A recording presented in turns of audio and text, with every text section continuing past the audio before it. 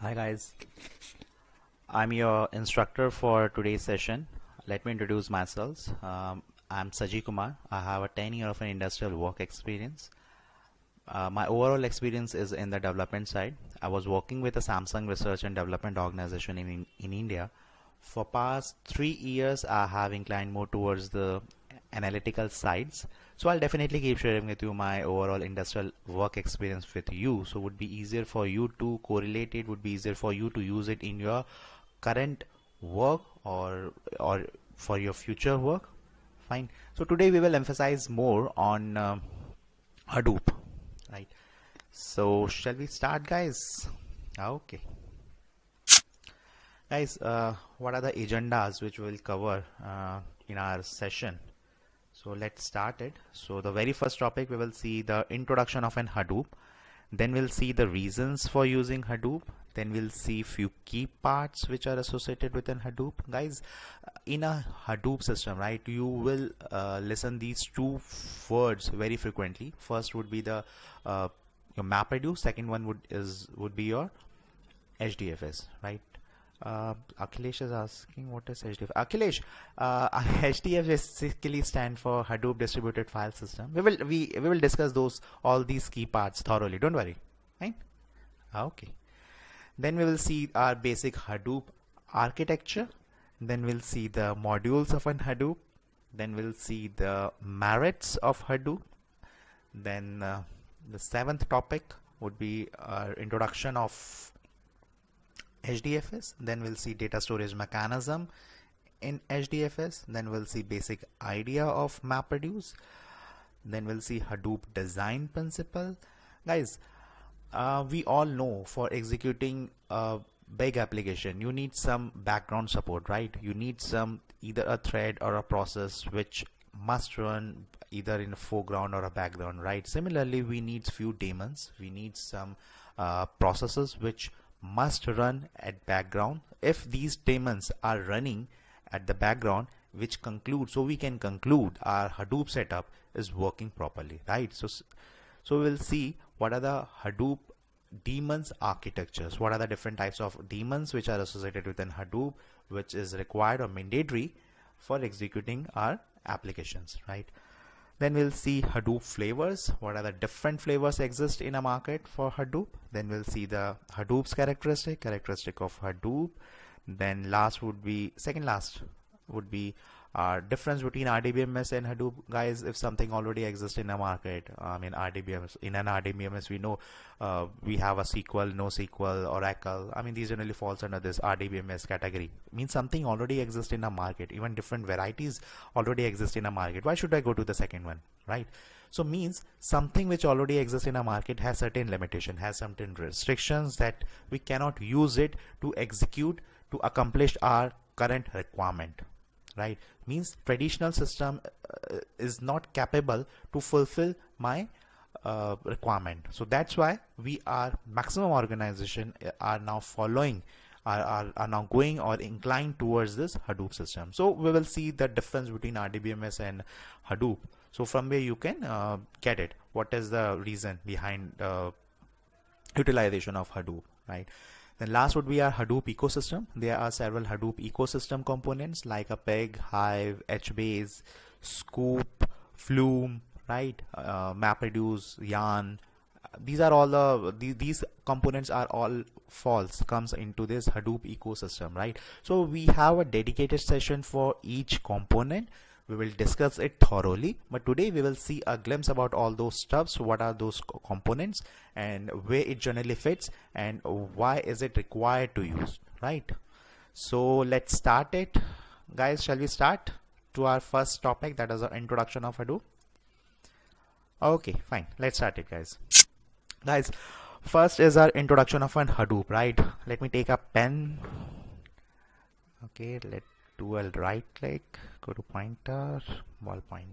Okay, guys, the first point which has mentioned is an Hadoop is an open source framework, right? Guys, open source, guys, we all know what do you mean by open source. Let me take another ballpoint and I'll take an highlighter. Okay, guys, open source, guys, we know what do you mean by open source. Open source generally open the doors for all engineers, developer, researchers, for, right? So whosoever is doing a development, it generally open the doors for all those guys, all those engineers. So it, due to which it become easier for us to use the code as it is.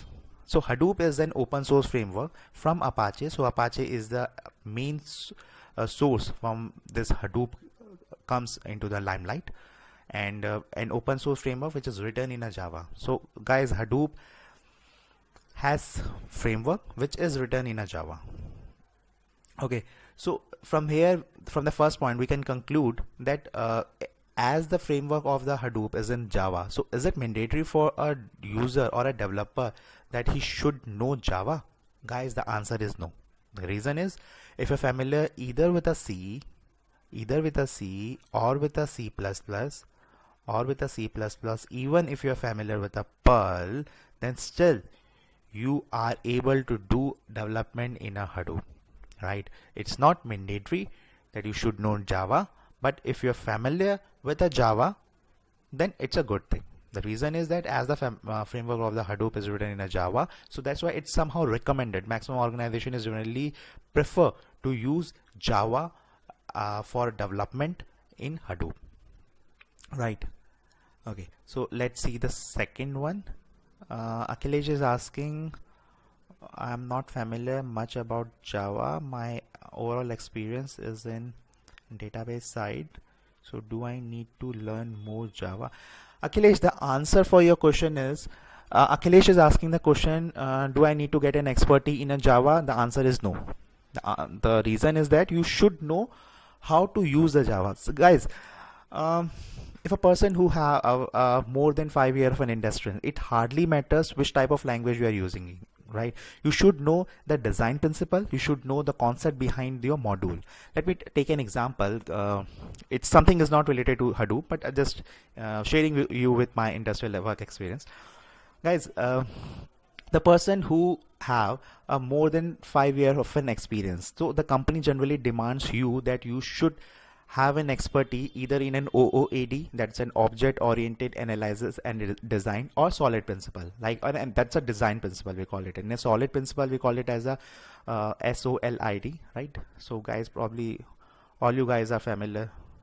I think I'm expecting that everybody knows it. What do you mean by solid? Is a single responsibility, open and closed, Liska substitution, interface aggregation, and dependency inversion, right? I guess everybody knows it. Okay, so I'm just giving you an idea. The thing is that the intent for writing using these solid statement is that you should know the design principle, right? You should know how to use your design in a best way so that you can achieve your task with a best complexity, right? Either with a ON complexity or by N by 2 complexity, right? Microsoft, Google, Facebook, they know anybody can execute this work, but the best part is that if a user is able to execute that task either by using N complexity, that is ON complexity, or by using N by 2 complexity, means the code which the user has written, the complexity of that code is very, very, very good. So Google, Microsoft, Samsung, Adobe, these organizations generally needs that kind of developer who can write, who have that kind of approach to do the code by using this complexity. If you have an expertise, then you are most welcome for these industries. Okay, guys. Okay, so coming back to the answer for the Akhilesh question, he asked me, do I need to get an expert in Java? The answer is no. The reason is that you should know basic syntax of Java. You should know how to create class, how to use the basic syntax of Java. That's it. You should know the basic inheritance concept. That's it. If you're familiar with that thing, means you are totally eligible to do the development in Hadoop. That's it. And I guess the person who have 5 years of an industrial work experience, of course you have done some kind of development in your totally professional tenure, right? So if you have done it, then you are totally, of course, giving you the damn surety would be you will be very comfortable to write the code in Hadoop. Fine, Akhilesh? Okay. So guys, the third point which I has mentioned is Yahoo and Facebook are the biggest user of Hadoop. Okay, I mean, we all know that Yahoo and Facebook are the actual consumer of your Hadoop, right? Means these organizations are generally using the Hadoop. Okay, so the fourth point which has mentioned is Hadoop is written in a Java. It is used for batch and offline processing, but user can also write Hadoop in any language, as C, C++, Perl, etc. Probably which we have already discussed just few minutes back, right? And the last point is that Hadoop is used to store, process, and analyze data, which are very huge in volume. Guys, in a Hadoop, we generally used these two terms. First is, let me take a pen, ballpoint. Let me take this. Okay, so guys, in a Hadoop, right? In a Hadoop, you will generally encounter with these two terms. First would be the MapReduce, second would be your HDFS. I'm writing in a short form, HDFS. Fine. This is not HDFS. This is your Hadoop. Okay, HA stand for Hadoop. It's not a base standard convention. It's just I'm giving you a glimpse about these things. Fine. In a Hadoop, this is basically your Hadoop system. We will use these two terms, maximum time versus the MapReduce, and second one is your HDFS. I'll write it complete word so you won't get confused. Fine. So we will discuss these two terms in our next subsequent session. Okay, so the question so the point which has mentioned is that Hadoop is used to process and analyze data which are very huge in volume. So guys, HDFS which has mentioned here, this HDFS which has mentioned here basically these HDFS is basically used to store your data. Okay, so what else? Anything we have disk is there. I mean we have RDBMS system is there. Why we are using HDFS? So I will emphasize more to HDFS. The reason is that HDFS we can store the data of size which is in terabytes or petabytes. Okay, so this huge volume of data can be easily stored on HDFS. And the second key part is a MapReduce. MapReduce is a processing engine. Fine. Now further it has things which has mentioned is, and Hadoop can be scaled up by the addition of nodes in the cluster. So guys, cluster, what do you mean by cluster? Cluster means a few or several nodes which are connected together. It basically form a cluster, right? So Hadoop can be scaled up by the addition of nodes in the cluster. Nodes is nothing. Nodes is a system or a computer or a system, right? Or your daily usage system which you are using it. We generally calling those system as a node. So if we have several computers which are connected together, it basically form a cluster. So we have a provision to scale up this Hadoop system by addition of few nodes in your cluster. Fine. Somehow it would be difficult for you to understand what is the actual meaning and significance of the last statement. So guys, don't worry about it. You know what is cluster, you know what is nodes, you know this thing. Yes, we have a provision to scale up the Hadoop system by adding few nodes. That is more than enough. In our subsequent session we will discuss all those stuffs in thoroughly. Don't worry. Fine. So shall we move to the next slide? Okay guys, these are the reasons for using Hadoop. We have a two main component which are associated with our Hadoop. First is the MapReduce, second is the HDFS, which we already discussed. I'll take, okay, fine. This is the MapReduce. Fine. This is MapReduce. This is an HDFS. These are the two major components which are associated with a Hadoop. In a MapReduce, why we are using MapReduce? This is a processing engine, and this HDFS is nothing. It's where your data resides. It's where your data stored. Fine. Let me give you an example from where you can correlate why we need a processing engine, why we need a storage mechanism. I guess Nisha has 1 year of an experience, so somehow would be difficult. I mean, Nisha, I really appreciate you that you have joined the session. The reason is that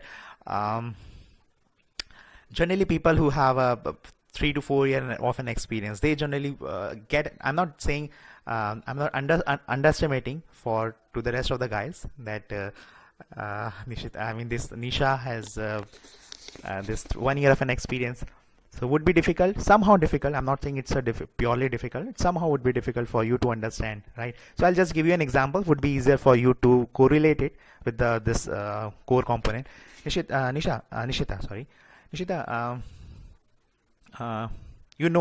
for executing anything, any language, right? Okay, Nishita is saying that I have an expertise in C++. Okay, Nishita, that's great. You are familiar with C++. Okay, you're working in C++. Fine, good, great. Nishita, for executing any application, let's suppose you want to do addition of two number. That's a 2 plus 3, right? It will give you an ultimate answer 5. We all know that, right? It will give you an answer of 5. So for executing these two, for executing this application, I'm just giving it in a more generic manner. Let's suppose in your code you have written X and Y, which is taking an input from different sources and giving you an output as Z. Fine. So for doing this operation, you need to write a few line of code, right? So that line of code is nothing. It's a processing unit, which is actually processing your input, right? For processing something, you need some input data, right? So input data, it will be stored either in your RDBMS. It can be stored from in any of your text file, or you can take your input at runtime. Just for executing this application. Fine. You need some input data. So these are the two prerequisite for executing this application. Input data. You need some data, and data must or has to be stored somewhere in your any of the RDBMS or in your text file, anywhere. Fine. Now if I'm trying to correlate this operation with my existing Hadoop core component, we can say this is actually MapReduce is actually executing this operation, that is X plus Y is equal to Z. And for executing this X plus Y is equal to Z, it needs some data. So those data is generally stored on HDFS. Fine, Nishita? Okay, great. Fine. So let's move ahead. Guys, it's an open source. So let's come back to our agenda, main topic. That's an open source system, so there is no need to purchase expensive license. Guys, we know that Hadoop is an open source system, right? As it's an open source system, so it's not mandatory for you to purchase an expensive license, as it's not mandatory to use an expensive license, so anybody can use it, right? Okay. And the second system is it's a scalable from one system to another system. Means by adding few nodes in a cluster, you can scale up your system. Fine. Nishita is asking who is this? Akhilesh is asking the question, if it is an open source system, maximum organization won't prefer to use open source. Okay. Akhilesh, the answer for your question is that we have different flavors which exist for Hadoop, right? So we have few proprietary flavors of proprietary which are already exist in a market. So the organization is utilizing those proprietary also. Okay. Apart from this, due to the merits of an Hadoop, maximum organization are now using this Hadoop. So in short, we can say Hadoop is one of the open source system which maximum organization is using. But still, we have few proprietary flavors are also there. We will discuss those things in our today's session. Don't worry. In our subsequent session, we will discuss all those stuff. Fine. Okay. The third thing which has mentioned is that due to the fault tolerant, failure of few system won't affect the performance of the system. Okay. So guys, let's discuss this third point thoroughly. Guys, so I said let me take another pen. Go to pointer option. This is enough. Okay, guys, we have a few computers. Let's take we have a few computers. this square or rectangle box is nothing. It's a computers, few computers which are connected together, and these computer, let's suppose 3 computers which are connected together, and we are calling this as a cluster. Okay, let's suppose this system down due to any reason or crashed, anything else, then still my data is available in these 2 systems. So in short, from here I can conclude that failure of few system, failure of some system won't affect the performance of the system. Reason is that still data is available on another node. Fine, we will discuss it in our next slides. So I hope you are able to understand what is the meaning of this line. I don't want you to just take this point as it is. I want everyone to understand each point. Fine. Okay. So Hadoop is not bounded by single schema types of data. Guys, the biggest merit or advantage of using Hadoop is that guys, we know we generally categorize the data in 3 forms. First is the structured, unstructured and semi-structured data, right? So Hadoop can be used to handle either structured, unstructured or semi-structured data. So that is the meaning of this line. Then second last point, there is no need to pre-process the data before storing it. Guys, data will remain in its richest form when it is in during its raw format, right? If you're doing some kind of pre-processing, then storing those data on your on any of your database management system, then the possibility and probability of losing some bit of information will always remain there. So due to which, of course, the outcomes which you will get it after doing all the processing will always give you some uncertain result, right? But the biggest advantage of using Hadoop is that it will store your data as it is, means it is storing your data in the raw form on HDFS. This is the major advantage of using Hadoop, right? So this is the meaning of your last point, second last point. The last point which I has mentioned is that Hadoop can be deployed on commodity hardware. Guys, commodity means a cheap computer. Okay, so you don't need to purchase an expensive hardware for deploying your Hadoop. Shall we go to the next slide? Okay, guys, so these are the key parts. We have already discussed this HDFS and MapReduce, right? This is an HDFS is a Hadoop distributed file system. It's basically a storage layer. It is storing all the data, right? And for executing those data, we need some processing engine. So MapReduce is nothing, it's a processing engine. Okay, so guys, this MapReduce, we generally call it as an application. And guys, one more thing, we have one more layer is there in between HDFS and MapReduce, and the name of that interface, it's a yarn. So we will discuss, it's basically a part of our Hadoop ecosystem. So yarn is there in between HDFS and MapReduce, so due to which different application can utilizes the services which are associated with the HDFS. Fine. So the things which I mentioned is a second application, third application, it can be Peg, Hive, I mean it can be any applications, I mean can be Spark, right? So these are an applications, so it can utilize your HDFS directly by using this interface. We call it as a yarn. Fine. Okay, so Amit is asking, what do you mean by Hive? Amit, Hive, Pig, these are actually our Hadoop eco components. Okay, they have their own significance, they have their own limitations. So based on your requirement, user will require to use that specific component. Fine.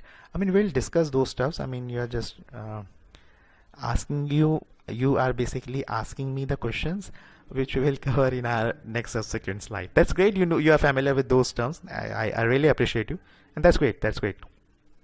Fine.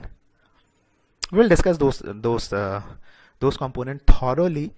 We have a dedicated session associated with each Hadoop eco components. So we will cover everything. We have a practical sessions for each individual components. So don't worry about it. We will cover it. And we have a different assignments also there. So we will cover everything. Fine. Okay. So guys, this is our basic Hadoop architecture. So now I guess you guys know that what is this cluster, right? So guys, this Hadoop basically work in a master slave fashion. Master slave means we have few master. It's not mandatory. Here it has only 2 masters are there. We can have 3 master, 4 master as per your requirement. Fine. So the intent for using master is that if somehow this master's down, let me take another pen. If somehow this master down due to any reason, then still I have another master which will come into the picture. So my system won't be affected. It still work fine. And on slave we have few nodes. So node 1, node 2, node 3, node 5 and nth nodes are there. So nth, the value of nth can be anything based on your requirement. It can be 10, 15, 20, 1000. So but the main power of Hadoop comes into the picture when you have 100 node cluster, when you have 1000 node cluster. Fine. So what is the reason behind using this different nodes? The reason is again the same. If somehow this node down or this node down, let's suppose all these nodes down due to any reason, any reason in the sense any reasons like either crash or is not getting a proper power or some OS corruption or your application generally hang your entire system. So any reason these nodes are not working in this scenario, still your data is available, still you will be able to process your application. Reason is that you have another nodes which are available, node 4, 5, 6. These are all in a working condition. Fine. So you can imagine the power of an Hadoop. So how it work, how it store the data, how it is actually using it, we will discuss those things. Fine. So let's see what will happen. Let's suppose user has submitted some job to the master. I'm just taking it again. We have a few users, first and second user. It's not mandatory that only 2 user can utilize the services of this Hadoop architecture. No, nth user can be use it. Okay, so I have taken here only the 2 user. So let's suppose the first user has submitted a work to master. So whatever the work which the slave will get, all will be assigned by master to slaves. Fine. So what master will do it, master will process it. Okay, it has some specific operation, it will do that, and after consuming that, it will assign those tasks to all the nodes, node 1, node 2, node 3, node 4, node 5, node 6 and nth nodes. Fine. The intent for assigning those tasks among all the node is that means each node is parallelly doing or executing your work. Means if you have, let me take another pen.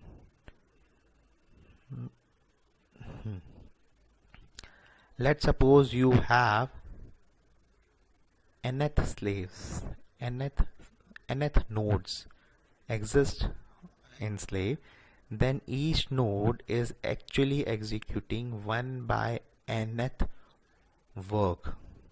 Fine. So here again that points come into the picture.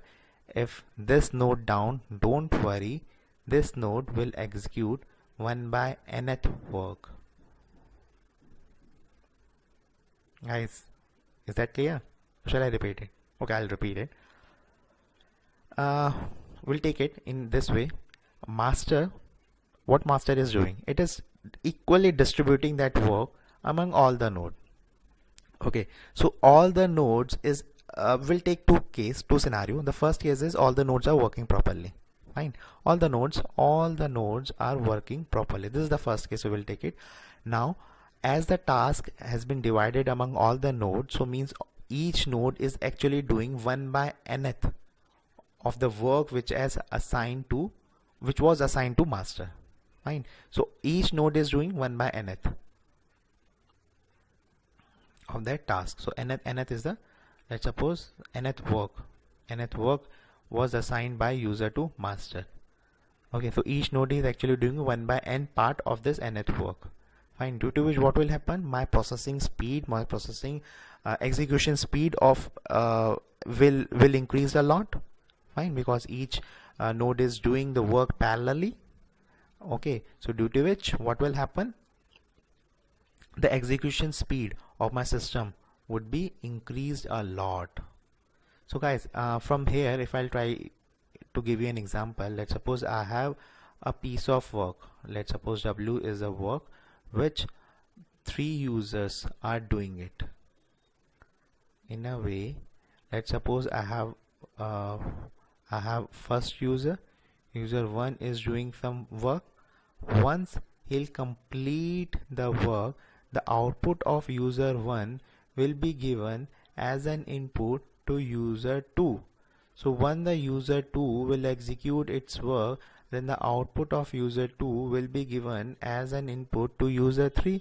So ultimately each user has certain limitations has certain dependency over your previous user. Means once user 2 will come into the picture only once user 1 will complete his task, right? And user 3 will come into the picture only when user 1 and user 2 will complete its task.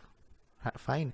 And my complete work will be, I can say my complete work is completed when all these 3 user is in the active mode. All these 3 user are doing their work properly. Fine. So means I have a huge dependency over all these users. So here my execution speed, let's suppose this user 1 is taking t1 time, this user 2 is taking t2 time, this user 3 will take t3 time. So for executing this wth work, the total time for executing the work is t1 plus t2 plus t3. This is t2, guys. Fine. So you can imagine the time taken to complete the whole execution work is increased. Okay, this is the first point, this is the time taken, and the second point is second time is your, as a time is increased, and second is your dependency. If somehow this user won't work properly, what will happen? Of course, this user 3 is not able to execute his work, because it will be able, because this guy user 3 is able to complete his work only when the user 2 will complete his work. Means it has a huge dependency over user 2. Fine. So there is a dependency point. Of course, I mean, you know that in your industry also, you guys are doing some work, right? You are doing some work, and ultimately you have some dependency from other teams as well. And finally, once both the teams will complete its work, then you integrate your work. I mean, this is the general philosophy in which maximum organization is using. So you can just correlate those things with our current scenario. So this is the work, this is the thing which is actually happening in our organization. Fine. So the biggest demerit of doing this thing is the time taken to execute this application, this work is high. Second is the dependency. Okay, and third is if first user or any of the user won't execute his work, your complete work will be affected. Correct. So this is overcome by using Hadoop architecture. What will happen here, if due to any reason, let's take the second scenario. First was the idle case where every node is working properly and each node has completed what by nth work.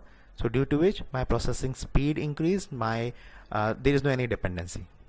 Okay, and the second scenario I'm taking for this Hadoop system is that, let's suppose due to any reason these nodes are not working, these nodes are also not working, but still my data is available in different nodes, so due to which it my work still work my work won't be hampered, it won't be affected.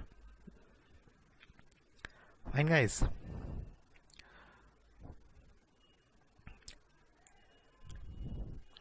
So here you can see this node will process and give the desired result. Okay guys, so let's move ahead. Guys, thing which as mentioned is that data is generated in the form of varieties.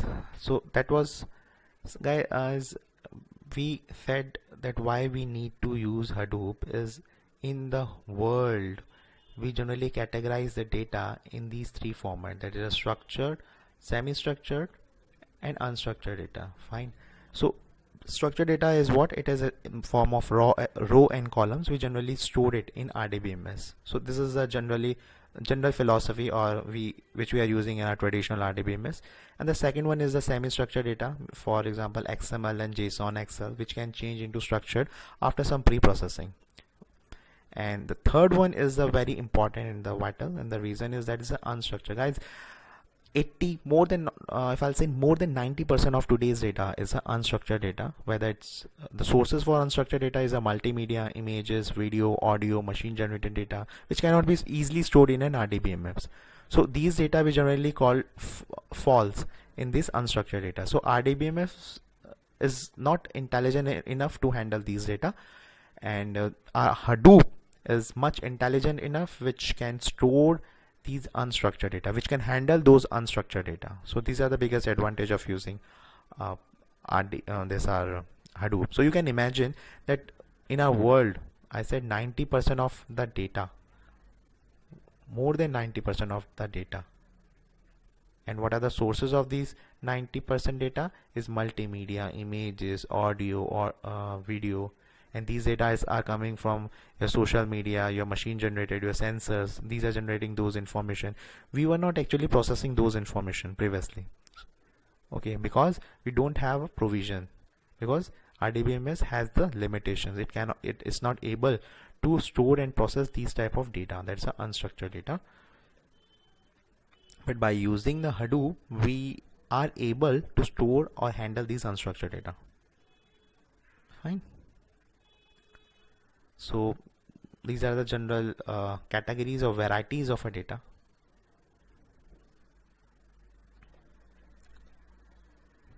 So this is completed. Okay, fine. So shall we move ahead?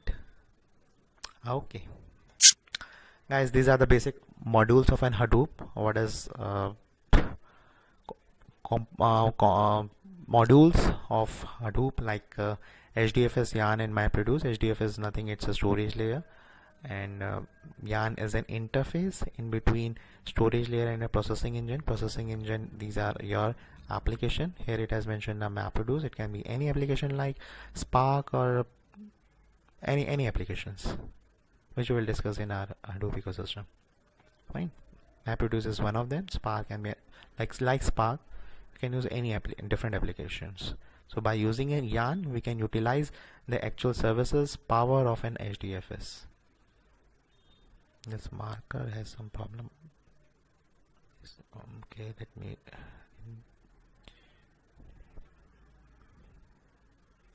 It is all link. Okay. So guys, we have done with this HDFS. We know that is basically, it said that input file will be broken into blocks and stored in nodes over the distributed manners. What do you mean by blocks? So you encounter this terms right very first time. So block, what is block? And guys, in HDFS we have few data. So let's zoom this part. What is HDFS, how it is storing the data? It has few data which it need to store inside HDFS, right? So what it will do, it will basically create some blocks. It will basically divide your data as a block B1 and B2 and stored among nodes. Fine. So it basically, these B1 and B2 basically form your data. Fine. So this is the blocks, and then it basically stored in nodes over distributed manner. Then the second point which I mentioned is a yarn. Yarn basically, we already discussed, it's an interface between MapReduce and HDFS. Yarn is yet another resource negotiator. Yarn is basically an acronym, stand for this yet another resource negotiator, and basically act as an interface between your MapReduce and your HDFS. So because of your yarn, you are basically able to utilize HDFS. Fine. Then is a MapReduce. We already discussed it. MapReduce is nothing. It is a framework allow Java programmer to do the parallel computation of data using key value pair. Guys, the concept behind the MapReduce is that it work in a key value manner. Okay. Now if I'll zoom this part, how this MapReduce is internally working, it has a key and it has a value. So guys, probably if you have used STL, right, you know what do you mean by key and value. That's concept which actually utilized on this MapReduce. This key, it has some key, it has some value. I mean, this is a general principle behind the MapReduce. So in short, I can say that in HDFS we have a blocks which are associated with data, because HDFS deals with the data and this data has blocks. Okay, and in MapReduce we have key value. It works in the principle of key value. So we'll discuss all those stuffs, don't worry. Right. So this framework which allows Java programmer to do parallel computation on data using key value pair, that's fine. We have a mapper and reducer. Guys, we can call map and reduce, right?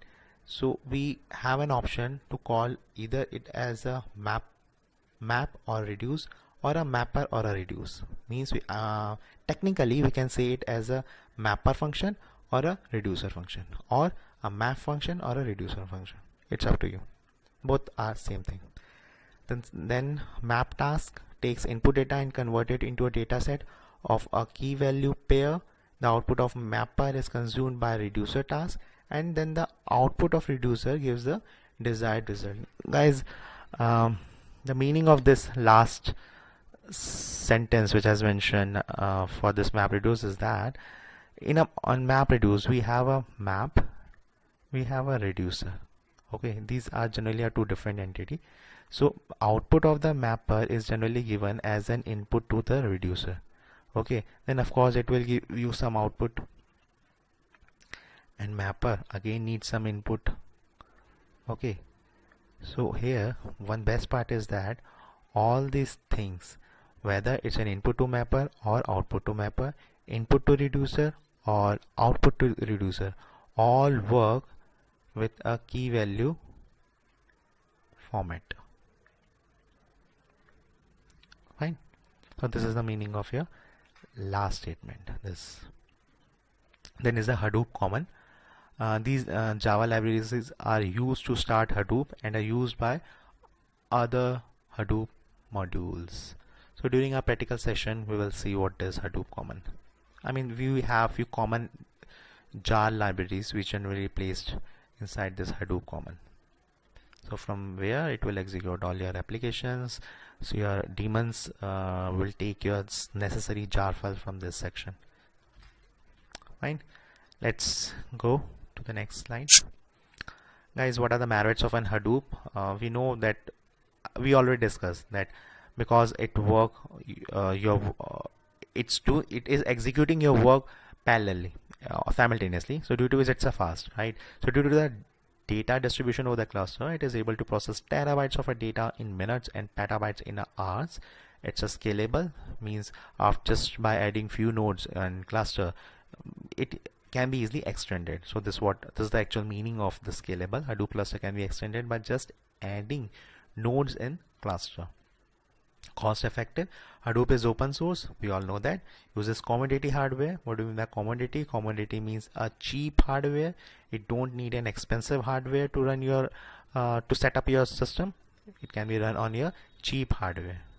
Fine. To store data so that it really cost effective as compared to traditional relational database management system.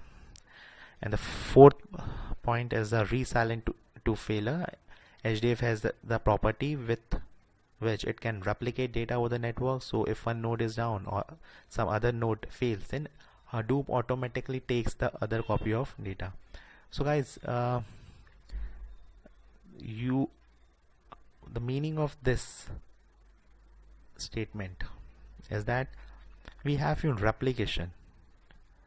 So this is the new terms somehow you are which encounter right now. It's a replication. What do you mean by replication, right? So replication means I said I have a data. I have a data. Fine. I have, okay. This is an arrow mark. Don't get confused. And it has few blocks, B1 and B2. Okay, B1 and B2 are the blocks for B1 B2 are the blocks for this data. Let's suppose the size of this data is 100 MB. Let's take it as 100 MB. And let's suppose the size of this block is 50. Okay, take it as 64. Okay, and the size of this is 36. Fine. Okay, so now what will happen? You have a node, first node, you have a second node. This B1 block is stored on this node, and this B2 node is stored on this node.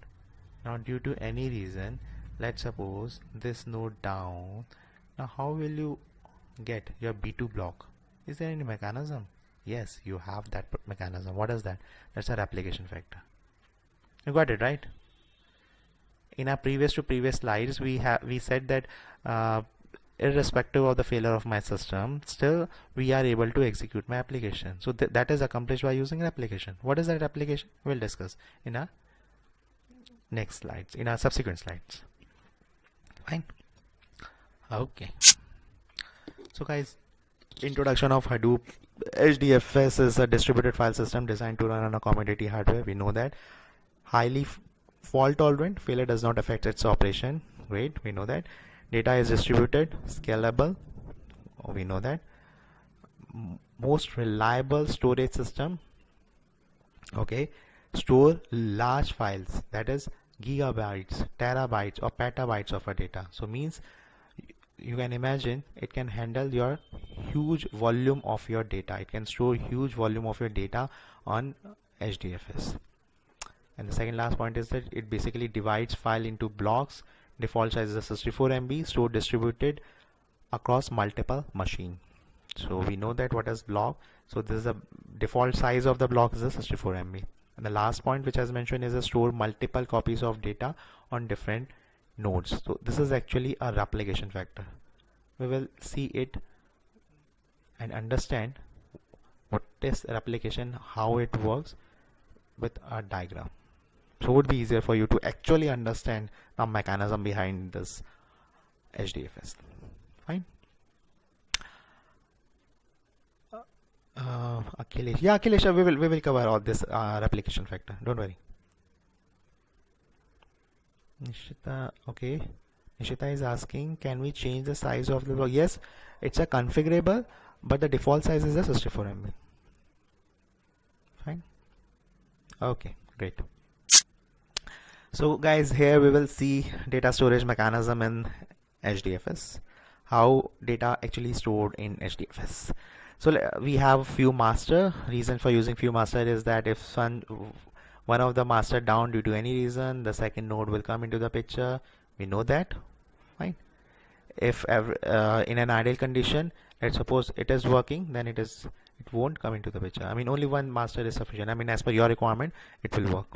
And we have a few nodes, node 1, node 2, node 3, and nth nodes would be there. And let's suppose all are in active condition. Okay, so this basically forms our slaves, and we have this basically a master, and users generally sits outside all this setup. Okay. So let's suppose user has submitted a file, and the size of that file is in the terabytes. Fine. Now what will happen? Master will process. Master will store that. I mean, extracts few information from this from the file. Fine. What would be that information which the master will extract? Let's discuss those stuffs. Right. I'm saying that master is doing something. Master is processing. What exactly master is doing, guys? Probably nobody asked me from my previous slide what master is doing. Okay, master is doing, that is okay. I mean, the first thing is Nishita is saying, okay, it is assigning work to slave. That's, yeah, great. Perfect. The answer is right, correct, but answer is not complete. The answer is master, of course, it is assigning work to the slave, but master is also doing some work. What it is doing? It is basically extracting meta of your data. And now you will ask me what is meta, right? Let's suppose you have a file. I will take an example like that. You have a file, and size of that file is your 100 MB.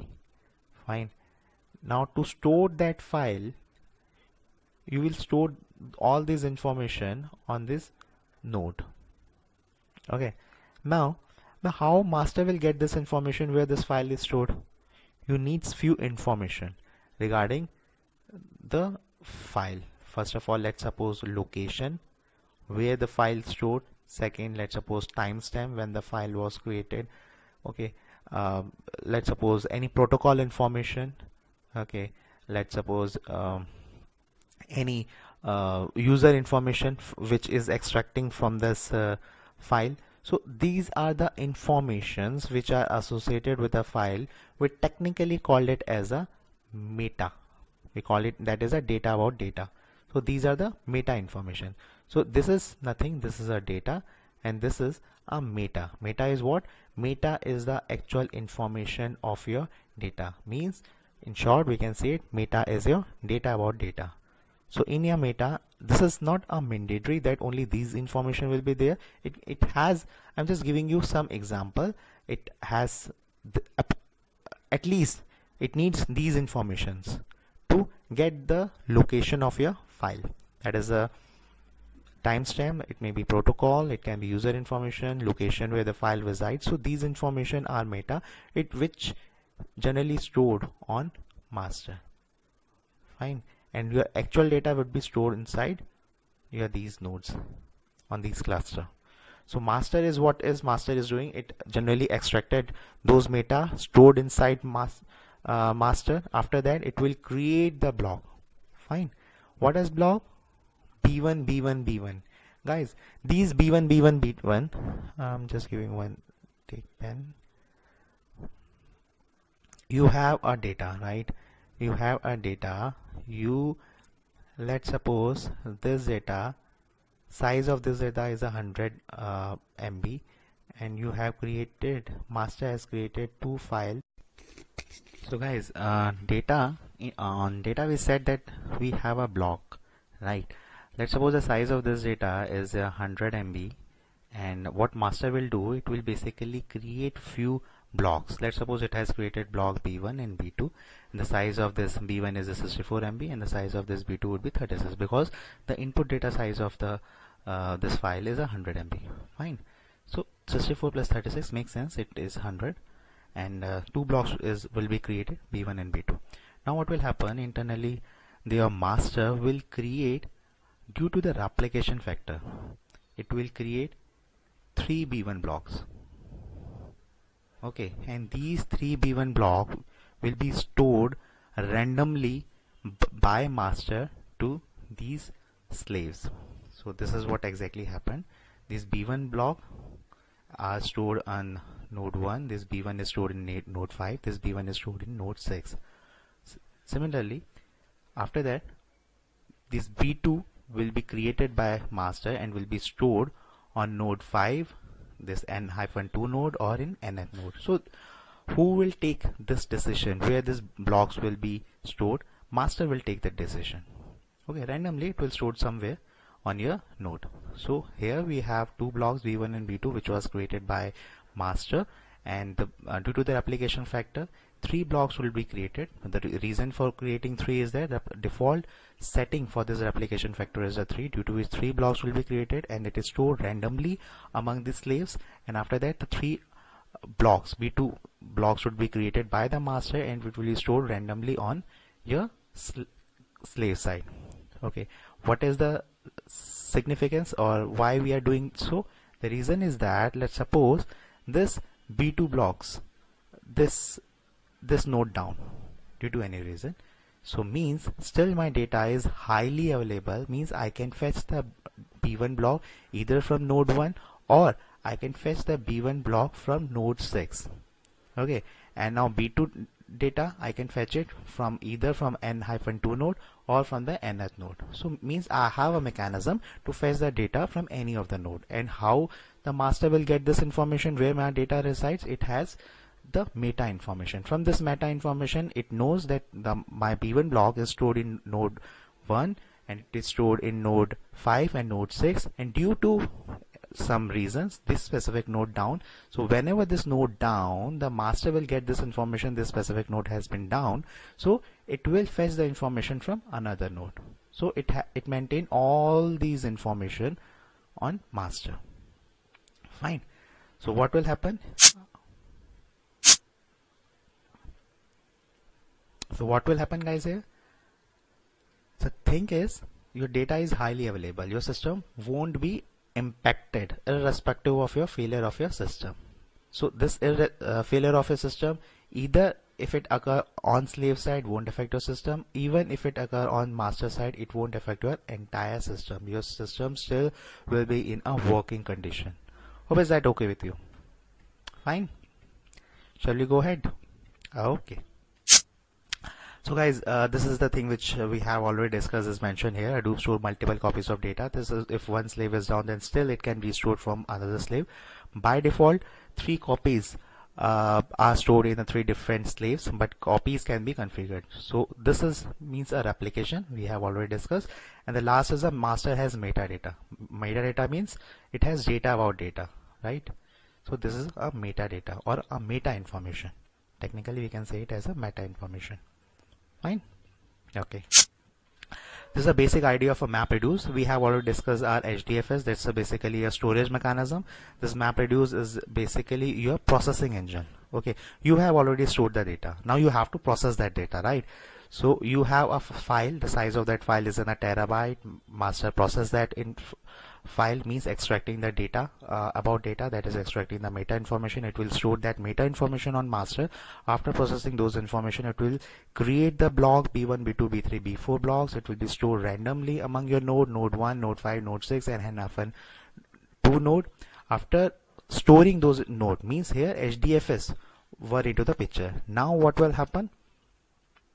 Your processing engine will come into this picture. Now you have some work, you have some job, you have some line of code, you have some piece of code which you want to execute, right? So you have to give that information to the master, because master is the ultimate way from where it will process all the information. So you will submit your job to the master. Master will process it. What master will do it after processing it? Guys, you can see it is actually creating your MR job and send it to node 1, node 5, node 6. See guys, you can see it has created MR. MR is a MapReduce, stand for MapReduce job. It will send to this specific node, node 1, node 5, and node 6. It won't send this MR job to node 4, node 2, or node 3. Reason is that because it has the meta information of the data, so it knows this thing in advance, that my blocks resides in node 1, my blocks resides in node 5, my blocks reside in node 6. Thus I have to send my MR job to these specific node only. Fine. So these nodes will process these blocks and give the desired result and stored it onto the HDFS. So means here you can see you have stored the data by using HDFS, you have processed the data by using MapReduce job. So this is your ultimate goal which you have achieved by using Hadoop. Fine. This is the Hadoop design principle. Input file size, we have already discussed. The data file is the petabyte, terabyte is generally broken into the blocks of size, and the block size of that file is configurable. Each different data blocks are moved to different nodes of the cluster. The last third one is once storage operation is completed, then the user submit their MR jobs. Due to the data locality, master moves MR jobs to specific nodes where block exists. So guys, so somehow it's difficult for you to understand the meaning of the fourth point, that is the data locality. So guys, in my previous slides, if I'll go here,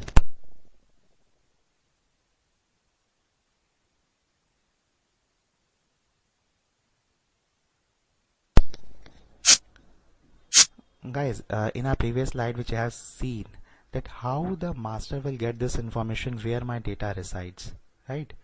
So data master will get this information by using meta, right? So it has one principle, we call it as a data locality. So this is mentioned here, that is due to the data locality, master move MR job to specific node where my block exists. So this is the feature of a data locality. Fine.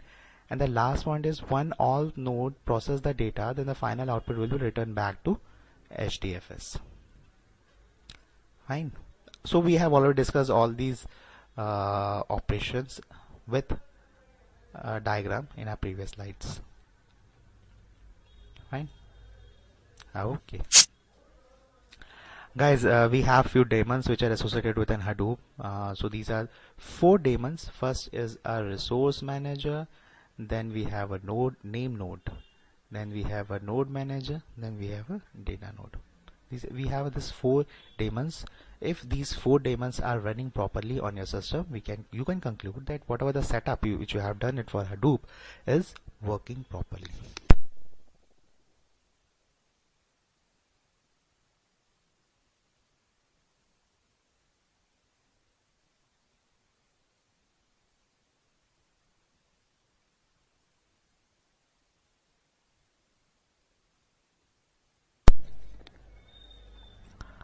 So that's it, guys. So guys, this name node, if you're talking about this name node and resource manager, this name node and resource manager are the 2 daemons which generally run on master side.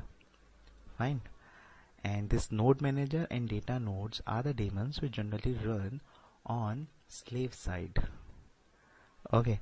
So why we are using this name node and what is this map reduced layer? We'll discuss it. So guys, this HDFS layer is a storage layer. Okay, this generally deals with your name node, it generally deals with your data node. And the second key parts which we have discussed is your MapReduce. In a MapReduce, we have 2 daemons, that is a resource manager and a node manager. It generally deals with your MapReduce. So in short, if I'll say, on HDFS we have 2 daemons, which means name node and data node. If name node and data node is working, these 2 daemons are working properly, hence we can conclude that HDFS is working properly.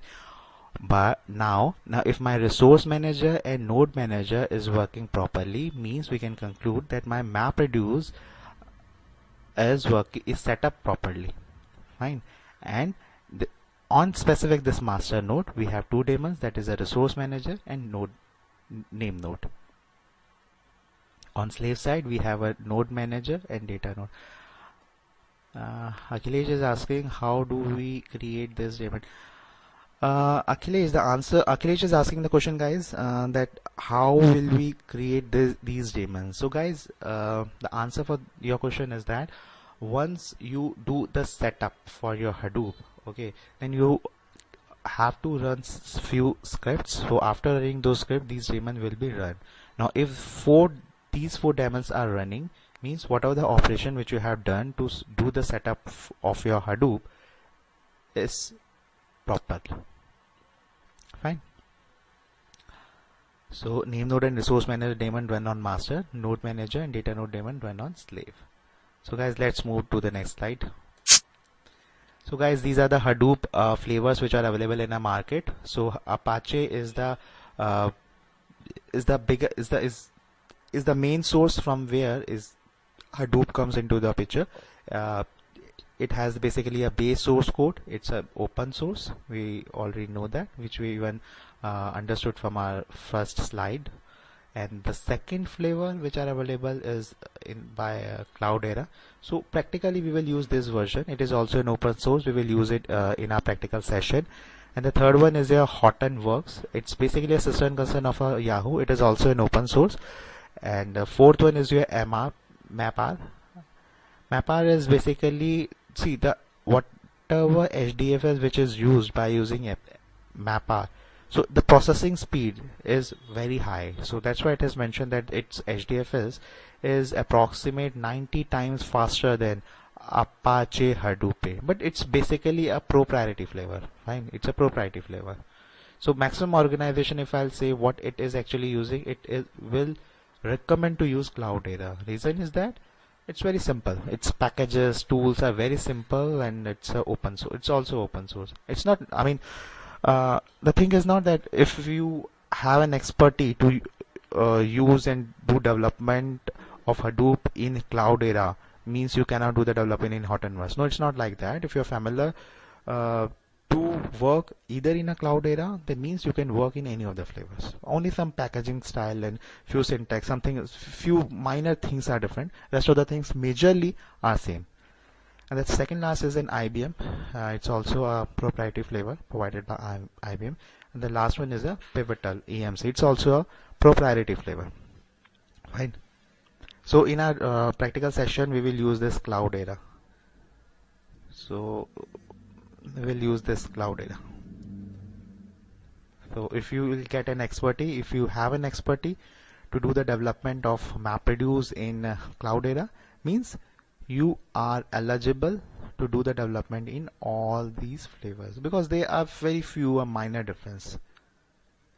Okay, and the difference, it is in the sense of packaging, in sense of few syntax, few API calling difference. That's it. Few minor difference. That's it. Fine. So let's go to our next slide. So guys, there's an RDBMS and Hadoop. I already said that Hadoop is processing the data. Hadoop store the data in your terabytes and petabytes of a data. So why we are emphasizing to use Hadoop when RDBMS already exists in the market and it's a traditional one, right? So the reason is that the first one which has mentioned is it handles the data in a gigabytes, and it handles the data in a petabytes, terabytes of a data. So you can conclude that it is defined to be used for only for specific size of a file. If your file sizes are huge, then RDBMS failed. So here Hadoop comes into the picture. And the second one is the structure is static, type of data has to be defined, structure is dynamic, read and write many times. Hadoop, it's a write once and read many times. This is this point we will discuss in a great detail in our next session. So what is this read, write once, read many times, why we are emphasizing to use it on Hadoop? So we'll discuss this thing. But here probably you know that you have used this traditional RDBMS system, right? So you know that this read write many times philosophy is there, which is used by RDBMS. But in Hadoop we have a different mechanism. It's a non-linear, it's a linear scaling. In RDBMS it handles only structured and semi-structured data. Guys, this is the main thing. Hadoop handles structured, semi-structured and unstructured data. We already discussed that 90% of the data whatever generated in the world is the unstructured data. Fine. And which RDBMS is failed to process, failed to handle, but Hadoop can handle those 90% of data, and which is ultimately your unstructured data. Okay, so the major difference, if I'll say, the first is your handling capacity, that is a volume, And second one is the type of a data. This is the major one or the vital one. It's an interview based question. Fine. And second, sixth point is your work for small data. It's not good for small data. Okay, if you have few MB or GBs of a data, then you won't require to use Hadoop. Reason because Hadoop will come into the power when you have a huge volume of a data. Okay. Then we have a fail to achieve high throughput. It has a high throughput. It says a high latency. RDBMS has high latency, that is a response time. Latency stands for response time, that is can access data very quickly. It has a low latency. It's a licensed software. For executing the application by using RDBMS, you need to purchase an expensive license. But Hadoop is a free open source network.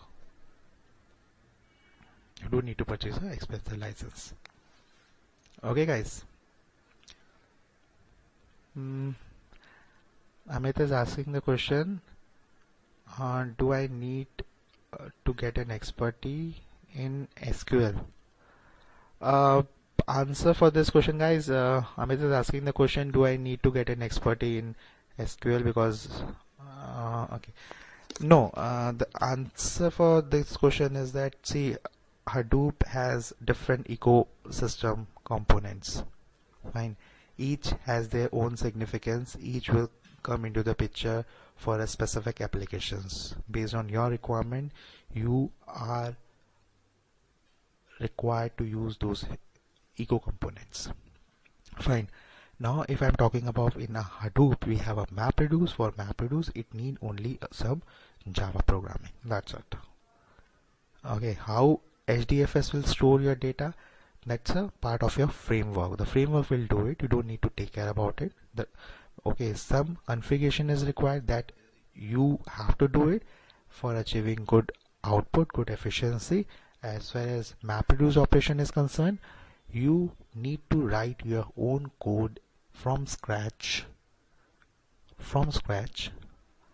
in MapReduce. From scratch in the sense, you have to derive your function from your existing base class. This is a generic fundamentals which is required. Apart from this, inside you have to do your own coding from your scratch. Fine. So we will discuss those things in our practical session. Don't worry. We will emphasize more we will do more practicals. Don't worry that we won't emphasize more on a theoretical section, but the intent for covering all these stuffs in our today's session is that you should know each concept, how it actually works. Because by use from this diagram, you can conclude. If you remember from this diagram, you can conclude that how actually it works, right? It will give you some impression in your mind. Yes, this kind of file is generated, this type of blocks are created, stored somewhere. Okay, so this is basically intent for giving you actual scenario that how it happens in industries. Fine, because this is the setup of all this master slave concept is done by admin team. But you should know, you should be familiar with all these things. Fine, so it would be easier for you to debug the work. So you must know, according to me, you must know all these concepts. Fine, so let's come back to our current slide. Fine. Okay. So this is the actual MapReduce, and apart from this, we have different Hadoop ecosystem components are there. So for a specific application, you should use that specific components. So we will discuss in our next slides. Fine. Okay.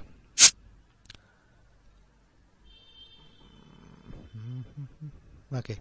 So guys, here characteristic of Hadoop, we already seen that data is distributed, stored, and distributed process. Fault of node are recovered automatically. Data is reliably stored irrespective of the machine failure, so there is no issue of data loss. Data is always available.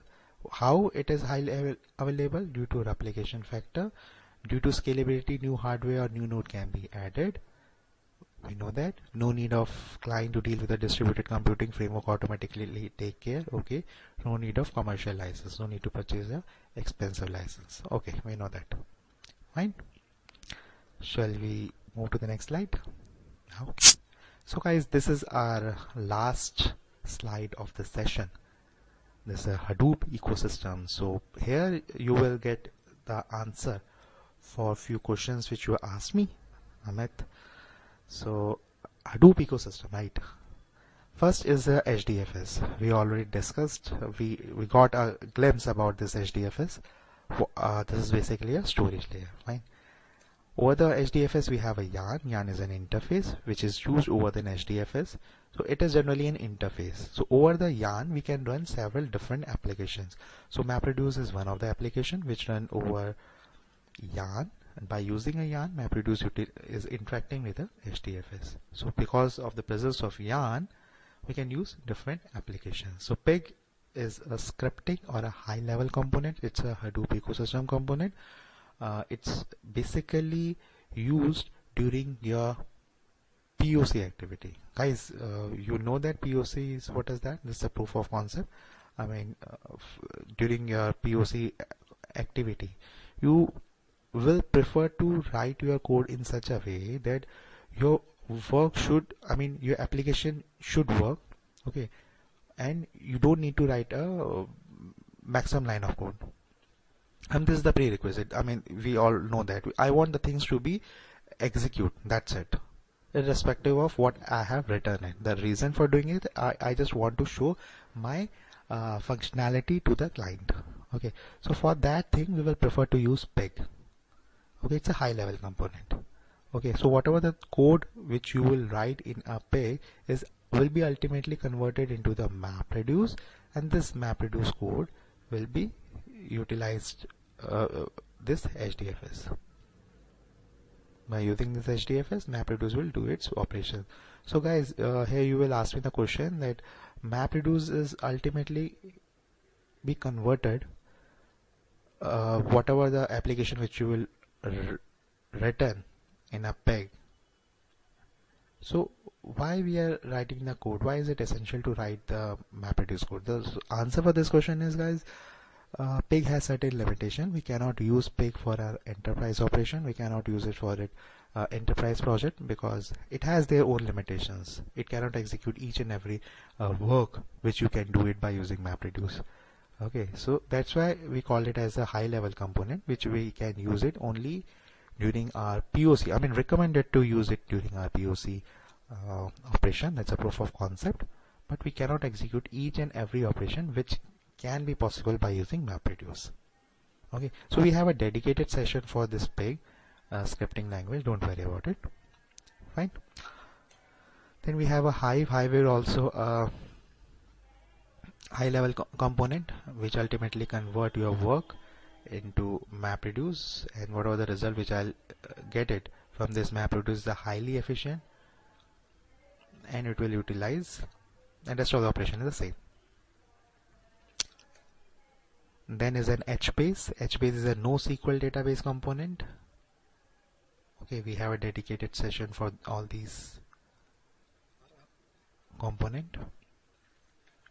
After that we have a Flume, Scoop. Flume is a log collector. Scoop is a Scoop generally stand for, we can say that it's SQL to Hadoop or Hadoop to SQL. So we can transfer your bulk data from SQL to Hadoop or Hadoop to SQL. So vice versa operation is possible.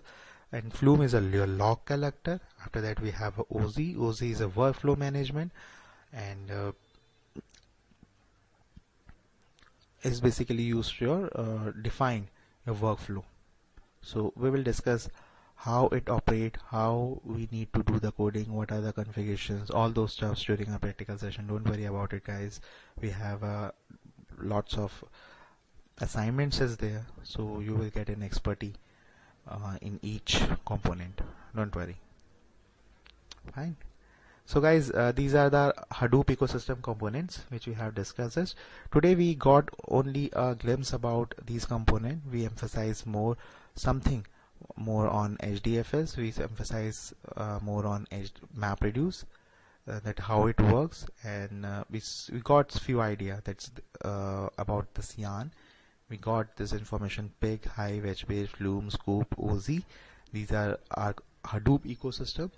So in our next session we will see more on HDFS. We have more dedicated session for MapReduce. We have an advanced session for MapReduce, how it works. We have a dedicated session for Peg, Hive, HBase, Flume, Scoop, and OZ. And we have a practical session for all these components. And we will do all practicals.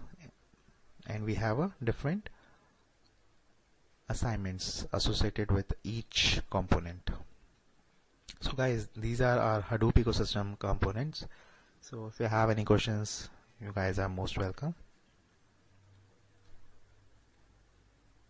No, Amit, this is not the okay.